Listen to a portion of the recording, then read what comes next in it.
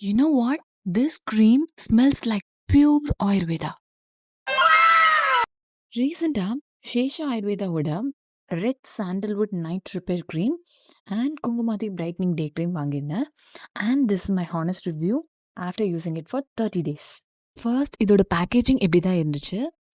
And இதோட price each 600 வருது. நான் இது காம்போவில் 1150 டிஸ்கவுண்ட் போக 928 ருபீஸ்க்கு வாங்கியிருந்தேன். இந்த ரெட் சாண்டல்வுட் க்ரீமை பற்றி சொல்லணும்னா லிட்டு ஓப்பன் பண்ணதுமே இறங்கி போன லிட்ரலி சந்தனம் நம்ம ஃபேஸ்க்கு போட்டால் எப்படி ஒரு ஸ்மெல் இருக்குமோ அப்படி தான் இருந்துச்சு. ரொம்ப காமாகவும் ஃபீல் ஆச்சு, டாமினண்ட்டாக இல்லை. இதோட டெக்ஸ்சர் வந்து க்ரீமியாக இருந்துச்சு அண்ட் கொஞ்சம் திக்காகவும் இருந்துச்சு.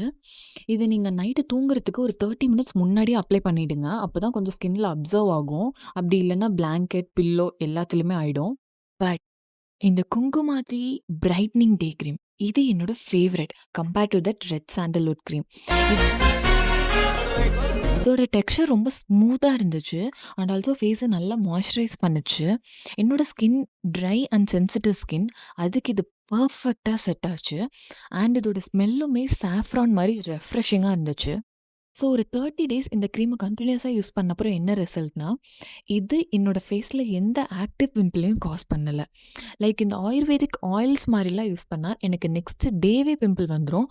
பட் இந்த ப்ராடக்ட் எந்த ஆக்டிவ் பிம்பிளும் காஸ் பண்ணலை. First time ayurvedic products use பண்ணுறவங்க மைண்டில் வச்சுக்கோங்க, இது இன்ஸ்டண்ட்டான ரிசல்ட்டோ க்ளோவோ ஃபேர்னஸோ கொடுக்காது. ஸ்கின் பொறுமையாக தான் க்ளோ ஆக ஆரம்பிக்கும் அண்ட் ஆல்சோ ஹெல்த்தியும் ஆகும். நீங்களும் உங்கள் ஸ்கின்னுக்கு இந்த மாதிரி ஹெல்த்தியான ஆப்ஷன் தேடிட்டு இருந்தீங்கன்னா ப்ராடக்ட்டோட லிங்க் ஃபர்ஸ்ட் கமெண்ட்டில் பின் பண்ணியிருக்கேன். Do check it out.